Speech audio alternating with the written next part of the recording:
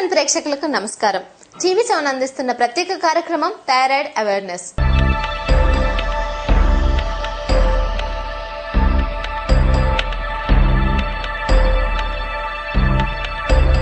మరి thyroid awareness కార్యక్రమంలో ఈ రోజు మనం తెలుసుకోబోయే అంశం థైరాయిడ్ సమస్య గురించి. అసలు థైరాయిడ్ సమస్య అంటే ఏమిటి, ఈ సమస్య రావడానికి గల కారణాలు, లక్షణాలు ఏ విధంగా ఉంటాయి, అలాగే దీనికి సంబంధించిన ట్రీట్మెంట్ విధానాల గురించి తెలియజేయడానికి మనతో పాటు ఉన్నారండి ప్రముఖ ENT and head and neck surgeon doctor Shakuntala గారు. వారిని అడిగే వివరాలంటే ఇప్పుడు తెలుసుకుందాం.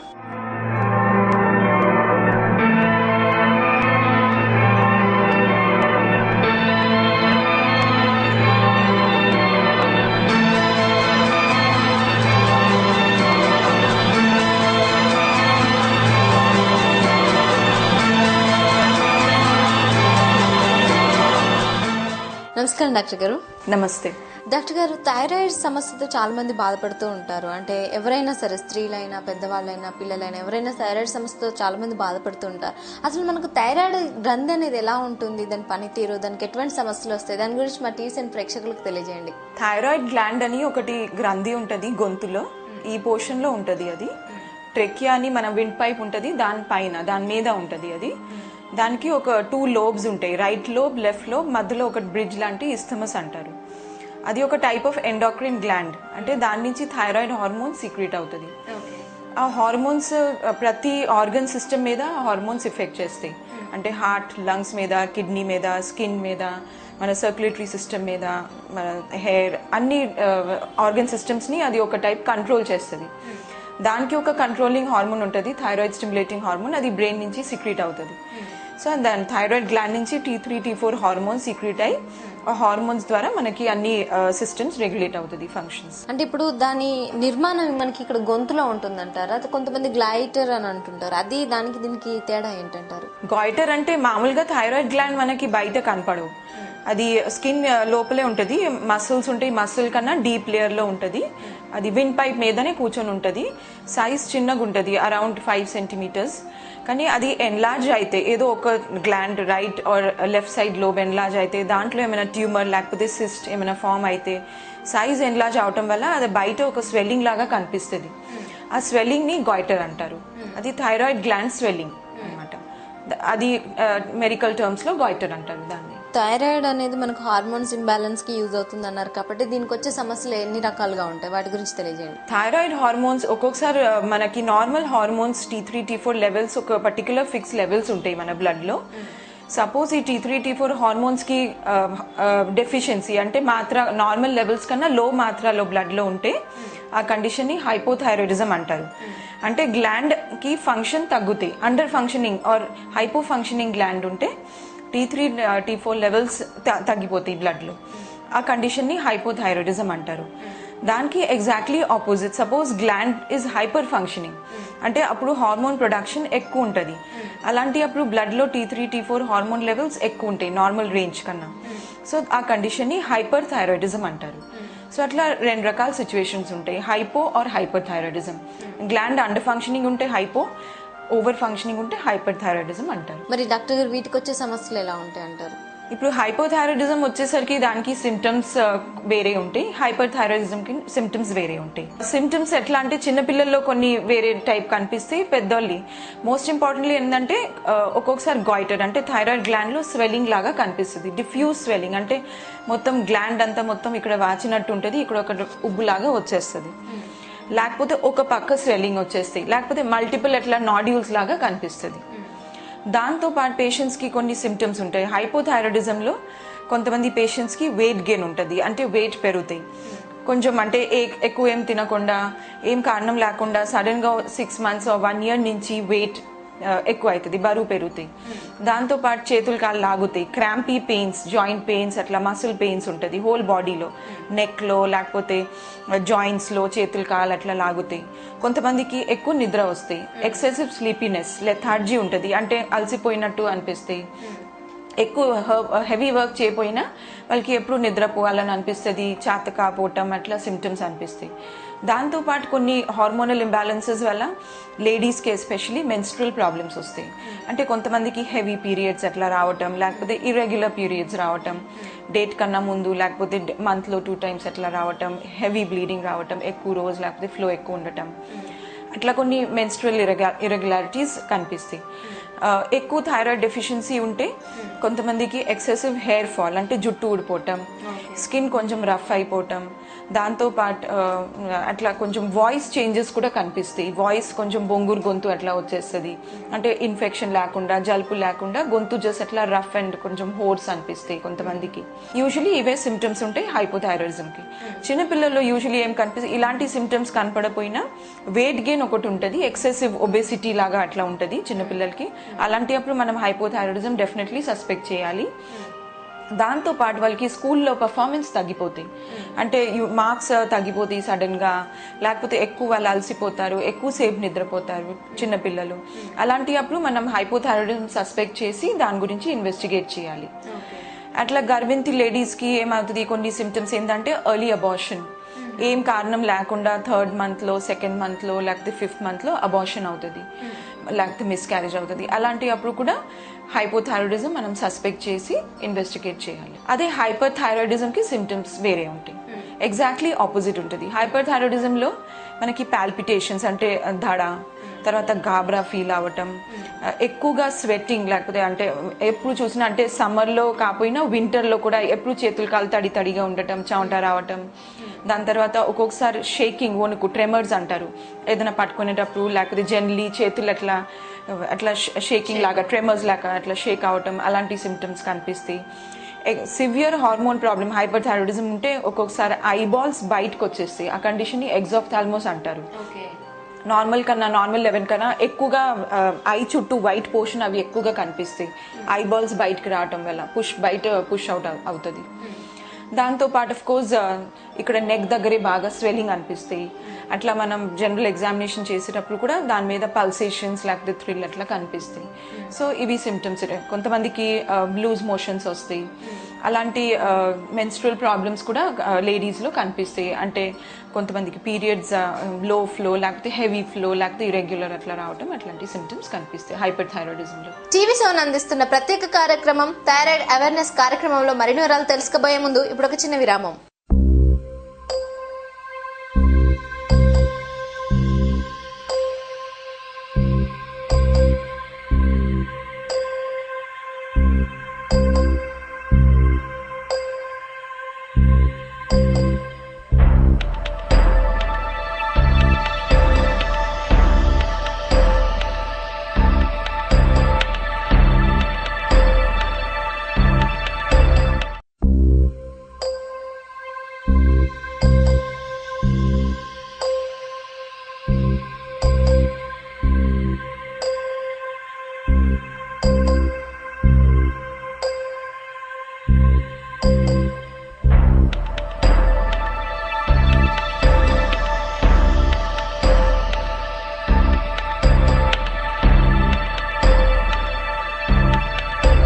కార్యక్రమానికి తిరిగి స్వాగతం.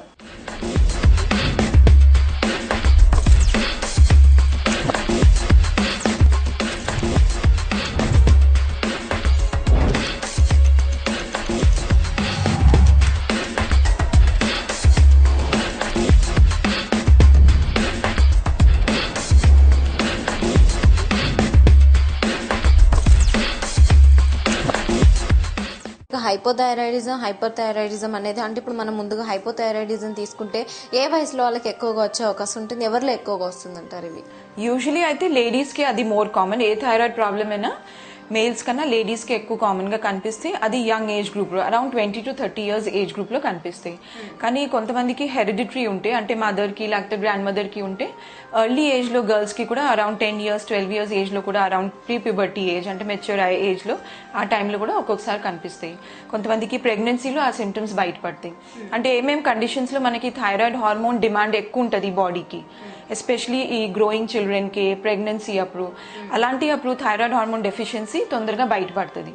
So young growing girls, pregnant ladies and ladies in the age group 20 to 30 years అది కామన్. బట్ జెంట్స్లో కూడా ఏ ఏజ్ గ్రూప్ అయినా ఈ సిమ్టమ్స్ కనపడవచ్చు. అంటే ఈ సిమ్టమ్స్ చూసి మనం అట్లా సస్పెక్ట్ చేసి కనుక్కొని మనం ఇన్వెస్టిగేట్ చేయాల్సి పడుతుంది. మరి అలాగే హైపర్ థైరాయిడిజం ఇది ఎవరిలో ఎక్కువ కనిపిస్తుంది? హైపర్ థైరాయిడిజం అగైన్ ఫీమేల్స్ లో ఎక్కువ కామన్ గా ఉంటుంది. ఫీమేల్స్ లో అన్ని రకాల thyroid problems in general females లోనే ఎక్కువ కనిపిస్తుంది. అంటే ఎందుకు ఫీమేల్స్ లోనే ఎక్కువ అంటారు మరి? అంటే ఫీమేల్స్ కి ఈ కొన్ని ఫంక్షన్స్ కి థైరాయిడ్ హార్మోన్ డిమాండ్ ఎక్కువ ఉంటది. అలాంటి అప్పుడు ఒక్కొక్కసారి గ్లాండ్ ఫంక్షనింగ్ అట్లా సరిపోదు. అలాంటి అప్పుడు థైరాయిడ్ హార్మోన్ లెవెల్స్ అట్లా డ్రాప్ అవ్వటం. సో హైపోథైరాయిడిజం ఎక్కువగా అట్లా కనిపిస్తాయి కొన్ని సిచ్యువేషన్స్ లో. హైపర్ థైరాయిడిజం కి పర్టికులర్ ఏమీ రీజన్ ఉండదు. బట్ సమ్ టైమ్స్ ఏంటంటే థైరాయిడ్ గ్లాండ్ లో కొన్ని parts of the glands, for example nodules అట్లా ఫామ్ అవుతాయి. మల్టిపుల్ నాడ్యూల్స్, మల్టీనాడ్యులర్ గాయిటర్ అంటారు దాన్ని, టాక్సిక్ గాయిటర్. కొన్ని పార్ట్స్ ఆఫ్ ద గ్లాండ్స్ ఎక్కువగా సైజ్ పెద్దగా అయిపోయి నాడ్యూల్స్ లాగా ఫామ్ అయ్యి ఆ పార్ట్స్ హైపర్ ఫంక్షన్ చేస్తాయి. So it is called over secretory glands. So దానివల్ల ఏంటంటే నార్మల్ లెవెల్స్ కన్నా ఎక్కువ T3, T4 హార్మోన్స్ ప్రొడ్యూస్ అవుతుంది. దానికి ఏం కారణం ఉండదు, అది ఎవరికైనా అట్లా రావచ్చు. రేర్లీ కొంతమందికి ఆటో ఇమ్యూన్ కండిషన్ ఉంటుంది. అంటే మనకి బాడీస్ లో యాంటీబాడీస్ లో డిస్టర్బెన్స్ అయిపోతుంది. అంటే మన నార్మల్ న్యాచురల్ యాంటీజెన్స్ కి bodies will create antibodies. Antibodies will destroy some parts of the gland or cause hyper functioning of some parts of the gland. దానివల్ల అట్లా థైరాయిడ్ ఫంక్షనింగ్ అప్సెట్ అయిపోయి auto immune disorder వల్ల అట్లా కొన్ని conditions కనిపిస్తాయి. For example Graves disease, Hashimoto's thyroiditis, ఇలాంటి కొన్ని. These are auto immune conditions. అంటే యాంటీబాడీ ప్రొడక్షన్ వల్ల అట్లా థైరాయిడ్ గ్లాండ్ హైపర్ ఫంక్షన్ లేకపోతే హైపో ఫంక్షనింగ్ అట్లా అవ్వచ్చు. మరి డాక్టర్ గారు ఇప్పుడు ఈ థైరాయిడ్ కంటే ఇప్పుడు మీరు అన్నట్టుగా హైపోథైరాయిడిజం, హైపర్ థైరాయిడిజం రెండు రకాలుగా ఉంటాయి కాబట్టి ఈ థైరాయిడిజం అనేది చిన్నపిల్లలకి అంటే పుట్టుకతోనే వచ్చే అవకాశం ఉంటుందా, లేదంటే జెనెటిక్ ప్రాబ్లం ఇలా ఏమన్నా ఉంటాయంటారా? మదర్ కి ప్రెగ్నెన్సీలో హైపోథైరాయిడిజం ఉంటే పిల్లలకి, అదే న్యూ బార్న్ పిల్లలకి ఆ హైపోథైరాయిడిజం ట్రాన్స్మిట్ అయ్యే ఛాన్స్ చాలా ఎక్కువ ఉంటుంది. సో అందుకని ఏంటంటే బికాస్ త్రూ ద ప్లాసెంటా అది ట్రాన్స్మిట్ అవుతుంది. సో అందుకని న్యూ బార్న్ పిల్లలకి కంపల్సరీ మనం స్క్రీనింగ్ చేయాలి. థైరాయిడ్ హార్మోన్స్ ప్రొఫైల్, అట్లా థైరాయిడ్ ప్రొఫైల్ చేసి స్క్రీనింగ్ చేయాల్సి పడుతుంది. ఒకవేళ ఏమైనా హైపోథైరాయిడిజం అంటే క్రెటిన్ చిల్డ్రన్ అంటారు దాన్ని, ఆ కండిషన్ ని క్రెటినిజం అంటారు. సో న్యూ బార్న్ పిల్లలు they are born with hypothyroidism because mother is having hypothyroidism. So అట్లా దానివల్ల త్రూ మెటర్నల్ ట్రాన్స్మిషన్ పిల్లలకి కూడా ఆ కండిషన్, న్యూ బార్న్ పిల్లలకి ఆ కండిషన్ రావచ్చు. చిన్న పిల్లలకు కూడా థైరాయిడ్ అంటే మీరు చెప్పినట్టుగా రావచ్చు అని అన్నారు కాబట్టి మరి వాళ్ళకు అంటే ముందుగానే గుర్తించిన స్క్రీనింగ్ అని అన్నారు కదా, ఇలా ప్రాబ్లం ఉండదంటారు వాళ్ళకి చిన్నపిల్లలకు అలా రావడం వల్ల? చాలా ప్రాబ్లమ్స్ వస్తాయి. న్యూ బార్న్ పిల్లలకి క్రెటినిజం ఉంటే వాళ్ళకి గ్రోత్ లో ప్రాబ్లం ఉంటుంది, గ్రోత్ స్లో అయిపోతుంది, హెడ్ సైజ్ పెద్దగా ఉంటుంది. తర్వాత వాళ్ళకి మైల్ స్టోన్స్ అన్ని డిలే అయిపోతుంది. మైల్ స్టోన్స్ అంటే టైంకి అన్ని నార్మల్ న్యూరాలజికల్ డెవలప్మెంట్ ఏది అయితే ఉంటుందో అది చాలా స్లో అయిపోతుంది, రిటార్డ్ అయిపోతుంది. Because thyroid gland will control all the organ systems in the body. So దానివల్ల హార్ట్ మీద ఎఫెక్ట్ పడుతుంది, నర్వస్ సిస్టమ్ మీద ఎఫెక్ట్ పడుతుంది. తర్వాత వాళ్ళకి జనరల్ బోన్ గ్రోత్, దాదాపు అన్ని సిస్టమ్స్ స్లో అయిపోతుంది development. So early detection is must. లేకపోతే వాళ్ళకి ఎర్లీ డిటెక్ట్ చేయకపోతే పర్మనెంట్ ఒక్కొక్కసారి డ్యామేజ్ అయిపోతుంది. న్యూరాలజికల్ డెవలప్మెంట్ పర్మనెంట్లీ రిటార్డ్ అయిపోతే ఆ బేబీకి గ్రోత్ ఉండదు సరిగా, క్రెటినిజం చిల్డ్రన్ కి. తర్వాత వాళ్ళకి ఎప్పుడు ఐక్యూ లెవెల్స్ నార్మల్ చిల్డ్రన్ కన్నా తక్కువ ఉంటుంది, బోన్ గ్రోత్ తక్కువ, రిటార్డ్ అయిపోతుంది. సో ఎర్లీ డిటెక్షన్ చాలా ఇంపార్టెంట్ ఇట్లాంటి చిల్డ్రన్ లో. సో మదర్స్ కి హైపోథైరాయిడిజం ఉంటే compulsory as a routine screening children కి చేయాల్సి పడుతుంది థైరాయిడ్ హార్మోన్ ప్రొఫైల్. ఇటువంటి స్క్రీనింగ్ టెస్ట్లు అనే కాకుండా ఇంకెటువంటి టెస్ట్లు ఉంటాయి హైపోథైరాయిడిజం కనిపెట్టి? అంటే బ్లడ్ టెస్ట్ ఒకటి ఉంటుంది, థైరాయిడ్ ప్రొఫైల్. దాంట్లో ఫ్రీ T3 లెవెల్స్ అంటే thyroxine levels, free T3 and free T4 levels. దాంతోపాటు TSH అని ఒకటి హార్మోన్ ఉంటుంది. సో నార్మల్లీ ఏమవుతుంది అంటే T3, T4 levels hypothyroidism condition లో అవి తగ్గిపోతాయి, నార్మల్ కన్నా తగ్గిపోతాయి.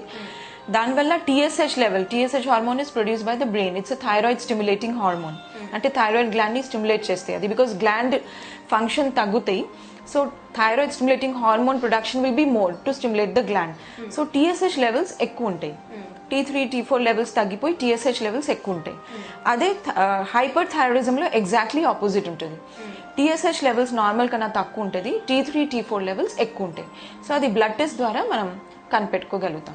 ఓకే, సేమ్ బోత్ హైపోకి హైపర్కి రెండింటికి సేమ్ టెస్ట్లు ఉంటాయి. సేమ్ టెస్ట్ ఉంటాయి. దాంతో పాటు ఇంకా కొన్ని టెస్ట్లు ఉంటాయి. థైరాయిడ్, యాంటీ థైరాయిడ్ యాంటీబాడీస్, అంటే like I mention before that antibody production వల్ల కూడా ఒక్కొక్కసారి థైరాయిడ్ గ్లాండ్ ఫంక్షన్ అప్సెట్ అయిపోతుంది. So anti thyroid antibodies blood levels లో ఏమైనా ఎక్కువ ఉన్నాయో లేవో అవి డిటెక్ట్ చేయడానికి ఇవి టెస్ట్ చేయాల్సి పడుతుంది. థైరోగ్లోబులిన్ యాంటీబాడీస్ అవి కూడా చేయాల్సి పడుతుంది. అలాంగ్ విత్ దాట్ సపోజ్ మనకి ఏమైనా గాయిటర్ ఆర్ స్వెల్లింగ్ ఉంటే అది టెస్ట్ చేయాలి.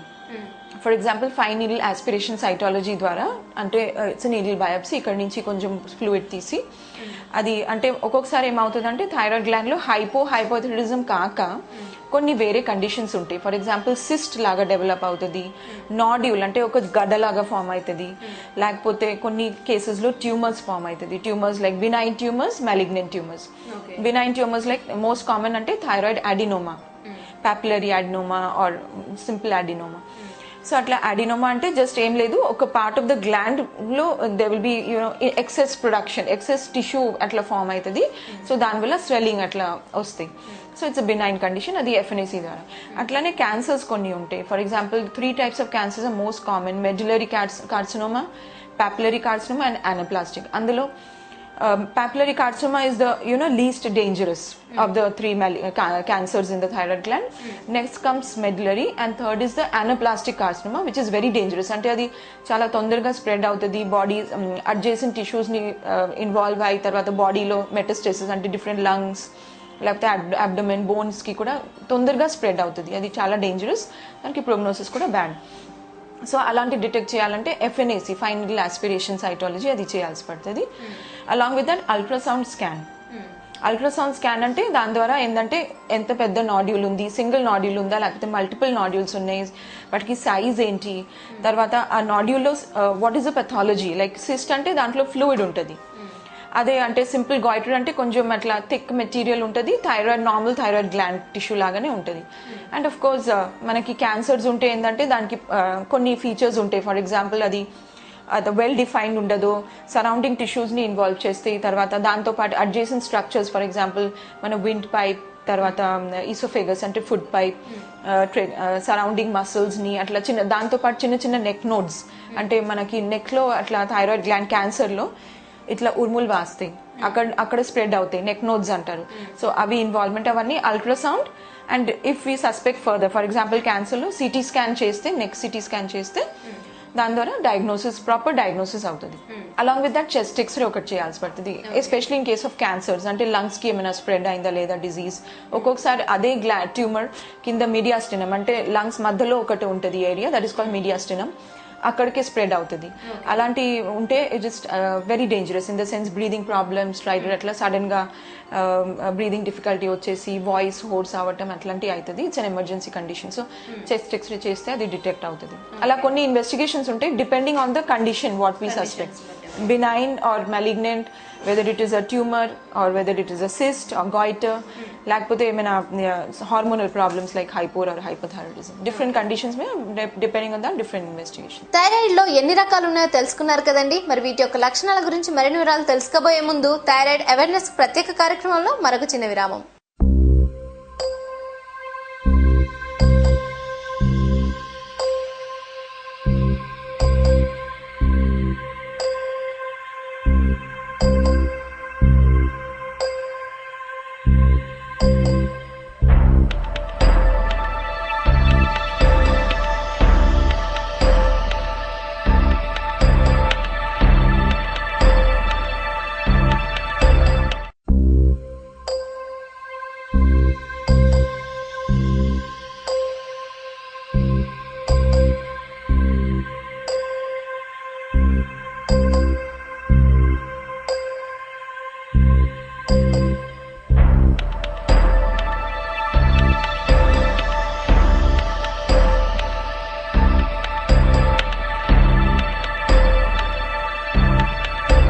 కార్యక్రమానికి తిరిగి స్వాగతం.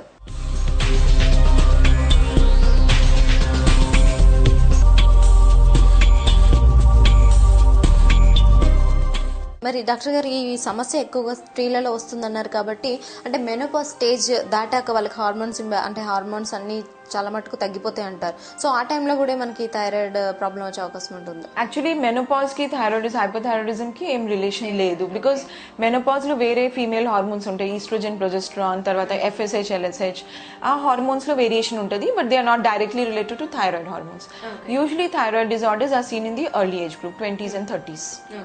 బట్ క్యాన్సర్స్ అనేసరికి అది ఓల్డర్ ఏజ్ గ్రూప్ లో కనిపిస్తుంది. డాక్టర్ గారు ఇప్పుడు హైపోథైరాయిడిజం కి ట్రీట్మెంట్ ఏ విధంగా ఉంటుంది వన్స్ గుర్తించాక?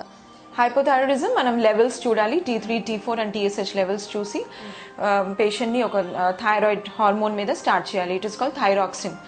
సో థైరాక్సిన్ హార్మోన్ దానికి వేరే వేరే డోసెస్ ఉంటుంది, starting from 25 micrograms to 150 to 200 micrograms. So ఏ పేషెంట్ కి ఎంత అమౌంట్ అది depending on the thyroid profile. T3, T4 hormone levels చూసి, TSH లెవెల్స్ చూసి we start the patient on the medication. And every 3 to 6 months అది మళ్ళీ repeat చేయాలి, thyroid profile repeat చేసి మానిటర్ చేయాలి. మనకి ఇచ్చిన డోస్ సరిపోతుందా లేకపోతే డోస్ ఏమైనా పెంచాలనా లేకపోతే తగ్గించుకోవాలన్నా. So once it has come under control, once in 6 months thyroid profile చేసి దాన్ని బట్టి మనం డోస్ పెంచుకోవటం లేకపోతే తగ్గించుకోవటం, లేకపోతే ఏమైనా టోటలీ కొంతమందికి ఏంటంటే ఎర్లీ స్టేజెస్ లో జస్ట్ మినిమం డోస్ తో కంట్రోల్ అయినాక sometimes the patient may not require the treatment after 1 year. అంటే నార్మల్ లెవెల్స్ వచ్చేస్తే, బిలో నార్మల్ వచ్చేస్తే especially the thyroid levels after starting medication, then we stop it for some time and repeat the thyroid profile and see. So that patient కి అవసరం పడుతుందా లేదా అది monitor చేయాలి, blood levels చూసి అది మానిటర్ చేయాల్సి పడుతుంది. అదే హైపర్ థైరాయిడిజం అనుకోండి, అది కూడా మెడికల్ ట్రీట్మెంట్ తోనే యూజువల్లీ క్యూర్ అవుతుంది. అది యాంటీ థైరాయిడ్ హార్మోన్ ఉంటుంది, అది ఇవ్వాల్సి పడుతుంది. Anti thyroid hormone along with that కొంతమందికి హార్ట్ బీట్ చాలా ఫాస్ట్ ఉంటుంది, పాల్పిటేషన్స్, దడ ఉంటుంది, ట్రెమర్స్ ఉంటాయి. సో బీటా బ్లాకర్స్ అది యాడ్ చేయాలి. So anti thyroid hormones and beta blockers అవి స్టార్ట్ చేసి మళ్ళీ అది కూడా రెగ్యులర్ గా మానిటర్ చేయాలి. Every monthly or 3 monthly thyroid profile చేసి దాన్ని బట్టి డోస్ కూడా మనం అట్లా టాలీ చేయాలి. ఓన్లీ మెడిసిన్స్ ఉంటాయి అంటారా మరి థైరాయిడ్ ప్రాబ్లమ్? హైపోథైరాయిడిజం మెడిసిన్స్ తోనే, హైపర్ థైరాయిడిజం ఉంటే కొంతమందికి ఏంటంటే మెడిసిన్స్ తో కంట్రోల్ అవ్వదు, still the hormone levels will be very high. వాళ్ళకి ఎగ్జాఫ్థాల్మస్ అంటే అట్లా ఐబాల్ బయటికి రావటం, తర్వాత ఇక్కడ స్వెల్లింగ్ ఎక్కువ ఉండటం, హార్ట్ బీట్ చాలా ఫాస్ట్ ఉండటం, దాని ట్రెమర్స్ ఉండటం. అలాంటి అప్పుడు అది మెడికల్ ట్రీట్మెంట్ తో కంట్రోల్ అవ్వకపోతే there is radio iodine therapy. అంటే we ablate the gland partially, అంటే ఏ పార్ట్ ఆఫ్ ద గ్లాండ్ లో మనకి ఎక్కువ ఫంక్షన్ ఉంది, హైపర్ ఫంక్షనింగ్ ఉంది, ఆ part of the gland is suppressed by radio iodine. Radio iodine is basically it is a dye. It is taken up by the thyroid gland. Iodine inject చేసి scan చేసి which part of the gland is hyper functioning, అది radio iodine మనం అక్కడ isotope అక్కడికి పంపిస్తే that part of the gland gets partly damaged, so its function will be reduced. So దానివల్ల ఆ గ్లాండ్లీ మనం సర్జికలీ అది అబ్లేట్ చేయకుండా we're chemically ablating the gland through this radio iodine therapy. అది కూడా ఫెయిల్ అయితే యూజువలీ అది దానికి usually success rate is very high. అది కూడా ఫెయిల్ అయితే కొన్ని కండిషన్స్ లో టాక్సిక్ గాయిటర్ లో నాడ్యూల్స్ అట్లా ఫామ్ అవుతుంది, all over the gland multiple nodules form అవుతుంది. అలాంటి కండిషన్స్ లో సర్జరీ చేసి, surgery in the sense we do sub total thyroidectomy, అంటే 3/4 ఆఫ్ ద గ్లాండ్ తీసేస్తాం. తీసేస్తే దాన్ని బట్టి థైరాయిడ్ గ్లాండ్ ఫంక్షన్ తగ్గిపోతే థైరాయిడ్ హార్మోన్స్ కంట్రోల్లో వచ్చేస్తాయి. సో అది మళ్ళీ ఎవ్రీ 3 months క్లోజ్ మానిటరింగ్ చేయాల్సి పడుతుంది, సర్జరీ ద్వారా థైరాయిడ్ హార్మోన్ లెవెల్స్ మానిటర్ చేయాల్సి పడుతుంది. అట్లానే సిమిలర్లీ మన సర్జికల్ కొన్ని conditions, for example cyst, adenoma, simple goitre, లేకపోతే బినైన్ ట్యూమర్స్ ఉంటే కూడా సర్జరీ చేయాల్సి పడుతుంది. That surgery is called lobectomy or hemithyroidectomy. So ఏ పార్ట్ ఆఫ్ ద గ్లాండ్ లో ఆ స్వెల్లింగ్ వచ్చింది, ఆ నాడ్యూల్ ఫామ్ అయింది, ఆ part of the gland surgically తీయాల్సి పడుతుంది. It is called hemithyroidectomy. అట్లా చేస్తే కూడా patient will be, because we need a person needs basically only 1/4 to half of the gland for normal function. So half of the gland retain చేస్తే అది patient కి సరిపోతాయి functioning for the rest of the time. But after surgery ఒక 3 months 6 months తర్వాత thyroid profile చేసి, కొంతమందికి ఏమో ఈ సర్జరీ తర్వాత హైపోథైరాయిడిజం డెవలప్ అవుతుంది.